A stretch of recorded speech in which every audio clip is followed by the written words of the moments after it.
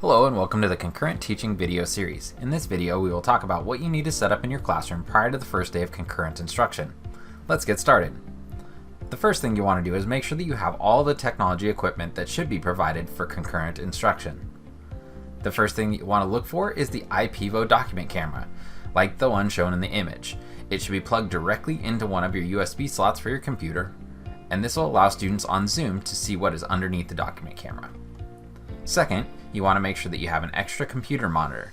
This will allow you to extend your screen so you are able to see your students on Zoom at the same time as having your instructional materials open. Third, you want to make sure that you have an external webcam and tripod.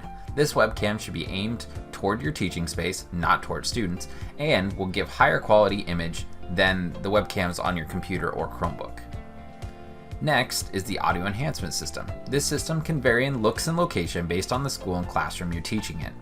These should be located in either the teacher's desk or in a cabinet in the corner of the classroom.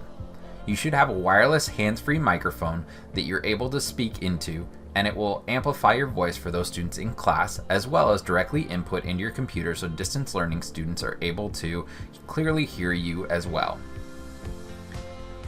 You will also still have your Chromebook, the desktop computer, and your projector as normal. If you're missing any of the hardware outlined on the screen, contact the technology department so they can get you the tools you need. Now let's talk about classroom layout. In the next few images, you'll see examples of how you could set up your classroom. However, the setup can vary based on your teaching style, classroom shape, and furniture available. The key things to make sure are prepared are your external webcam is facing toward the teaching space, not towards students, and all instructional visuals are visible to virtual students. This means any writing on the whiteboard, anchor charts, or other visuals that you use during your lesson. We recommend opening a Zoom meeting and testing and practicing so you can adjust the webcam location as needed to ensure the clarity on the video feed. Second, make sure that your technology items are not blocking the view of materials for in-person students. We want them to be able to see the materials as well. If you plan to use the document camera, make sure it's easily accessible at your teaching location and still connected to your computer or Chromebook so students are able to see it in your Zoom as well as on the projector for students in person.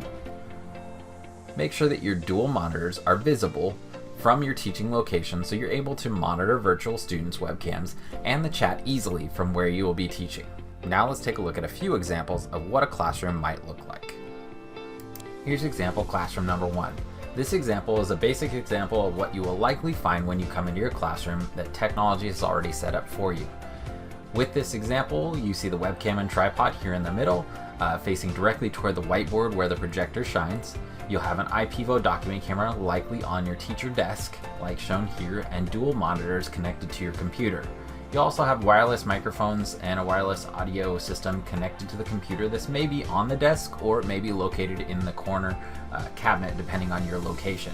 This is the most basic model, but will work. Your teaching location will primarily be up in the front here, and you may have some situations where you come over to the document camera, but those are going to be going up onto the projector and through Zoom as well.